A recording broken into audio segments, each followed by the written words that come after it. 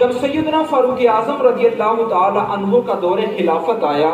سن 17 ہجری میں، آپ نے اسلامی لشکر کو حضرت سیدنا عمر بن عاص رضی اللہ تعالی عنہ کی سربراہی میں روانہ فرمایا، اور وہاں پر فتوح الشام کی روایت آپ کے سامنے پیش کر رہا ہوں۔ سن 17 ہجری میں حضرت سیدنا ابو عبیدہ بن الجراح رضی اللہ تعالی عنہ کی قیادت میں جب لشکر اسلامی نے شہر فلسطین کا وہاں پر محاصرہ کیا، 4 مہینے تک اسلامی لشکر کی ان کے ساتھ جنگ ہوتی رہی، لیکن فلسطین فتح نہیں ہو رہا تھا۔ یہ تاریخ کی باتیں ہمیں پتہ ہونی چاہیے۔ 4 ماہ کے محاصرے میں اور 4 ماہ کی لڑائی میں جب بیت المقدس فتح نہیں ہوا تھا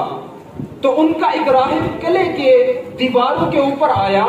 اور اس نے آ کر کہا تمہاری کوشش بیکار ہے، تم جتنی مرضی کوشش کر لو، تم اس قلعے کو اور اس شہر کو کبھی فتح نہیں کر سکتے۔ سیدنا ابو عبیدہ الجراح رضی اللہ تعالی عنہ نے پوچھا بھئی کیا وجہ ہے، کیوں ہم فتح نہیں کر سکتے؟ تو اس نے کہا اس کی وجہ یہ ہے کہ اس شہر کے فتح کرنے کے بارے میں ہماری الہامی کتابوں میں جس بندے کا ذکر آیا ہے اس کے جو اوصاف ہماری سابقہ کتابوں میں ملتے ہیں وہ تمہارے اندر نہیں پائے جاتے۔ تو حضرت ابو عبیدہ نے پوچھا پھر بتاؤ کیا اوصاف ہے اس بندے کے؟ تو اس راہب نے کہا سنو، ہماری آسمانی کتابوں میں جو اس کی نشانیاں لکھی ہیں وہ یہ ہیں کہ وہ محمد رسول اللہ کا صحابی ہوگا، اس کا نام عمر بن خطاب ہوگا، اس کا لقب فاروق ہوگا، وہ اللہ کے دین کے معاملے میں بڑا سخت ہوگا اور اللہ کے دین اور اس کے احکامات میں کسی ملامت کرنے والے کی ملامت کی پرواہ نہیں کرتا ہوگا۔ سیدنا ابو عبیدہ بن جراح رضی اللہ تعالی عنہ نے جب اس راہب کی یہ باتیں سنی تو آپ نے فرمایا فتحنا البلد ورب الکعبہ، آپ نے فرمایا راہب رب کعبہ کی قسم ہے یہ شہر ہم نے فتح کر لیا ہے، رب کعبہ کی قسم یہ شہر ہم نے فتح کر لیا ہے۔ کہنے لگا وہ کیسے؟ فرمایا جس ہستی کے اوصاف تم اپنی کتابوں کی تعلیمات کی روشنی میں بتا رہے ہو وہ حضور کے غلام ہمارے امیر المومنین ہیں۔ تو اس نے کہا اگر یہی بات ہے تو اپنے امیر المومنین کو ہمارے پاس لاؤ، ہم دیکھیں گے اگر وہ نشانیاں ان میں پائی گئیں تو ہم تمہارے ساتھ جنگ بھی نہیں کریں گے، تمہارے خلاف ہتھیار ڈال دیں گے اور خود تمہاری اطاعت قبول کر لیں گے۔ سیدنا فاروق اعظم رضی اللہ تعالی عنہ کو بلایا گیا، پیغام بھیجا گیا، سیدنا فاروق اعظم آئے تو جب آ کے وہاں پر اس کے سامنے گئے، راہب نے ایک ایک کر کے جب ساری نشانیاں دیکھی تو وہ پکار کے کہنے لگا کہ اے حکمرانو رومی فوج، قلعے کی دیواروں سے اتر جاؤ، قلعے کے دروازے کھول دو، ان کے رستے کھول دو، ہتھیار ڈال دو۔ کہنے لگے کیا ہوا؟ اس نے کہا ہونا کیا ہے، جس ہستی کے ہاتھوں اس علاقے کا فتح ہونا ہماری کتابوں میں لکھا ہے وہ ہمارے سامنے آ چکا ہے۔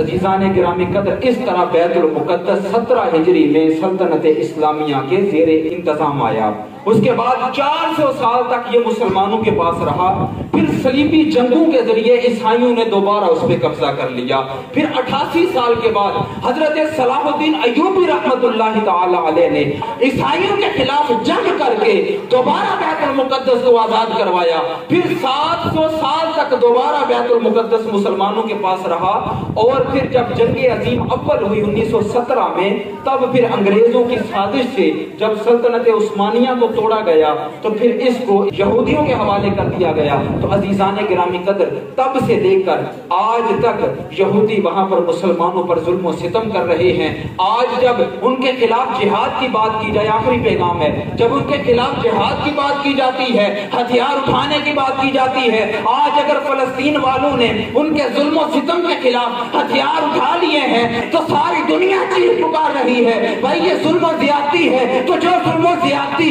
1917 سے لے کے پھر 1967 سے لے کے آج تک وہ کرتے آ رہے ہیں، اس پہ تمہاری آنکھیں بند ہیں۔ عزیزان گرامی قدر، یہ بات یاد رکھیے، فلسطین ہو یا کشمیر ہو، یہ کبھی بھی قرارداد سے آزاد نہیں ہوگا، جب بھی آزاد ہوگا جہاد سے آزاد ہوگا، کیونکہ یہودی قوم ہی ایسی ہے، اس کی تاریخ یہ ہے کہ یہ کبھی بھی پیار کی زبان سمجھتے نہیں ہیں۔ عزیزان گرامی قدر، اللہ رب العزت نے قرآن پاک میں یہ بتا رکھا ہے کہ یہود و نصارہ کبھی بھی تمہارے دوست نہیں ہو سکتے، یہ جب بھی اکٹھے ہوں گے تمہارے خلاف اکٹھے ہوں گے، تمہارے حق میں کبھی بھی اکٹھے نہیں ہوں گے۔ اور علماء نے ان تعلیمات سے یہ نتیجہ اخذ کیا ہے کہ الکفر ملت واحدہ، کہ سارا کفر مسلمانوں کے خلاف ایک ملت ہے۔ پیغام آج کی میری اس حاضری کا یہ ہے کہ ان سارے حالات سے نپٹنے کا صرف ایک حل ہے کہ ہم دین مصطفیٰ کے ساتھ وابستہ ہو جائیں، قرآن و سنت کی تعلیمات کو پھر سے اپنے سینے اور دامن میں سجا لیں، اور اپنے ذاتی اختلافات کو بالائے طاق رکھ کے مسلمان ممالک آج بھی اگر ایک ہو جائیں، آج بھی اگر اللہ کی ذات پر توکل کرتے ہوئے مسلمان جذبہ ایمانی کے ساتھ میدان جہاد میں آ جائیں تو وہ وقت دور نہیں، آج بھی رب کی بارگاہ سے مدد و نصرت کے لیے فرشتے نازل ہو سکتے ہیں۔ وہ اقبال نے کہا تھا نا، فضائے بدر پیدا کر فرشتے تیرے نصرت کو اتر سکتے ہیں دردوں سے کتار اندر کتار اپنی۔ وہ بدر والی فضا پیدا کر، فرشتے آج بھی رب کی طرف سے تیری مدد اور نصرت کے لیے اتر سکتے ہیں۔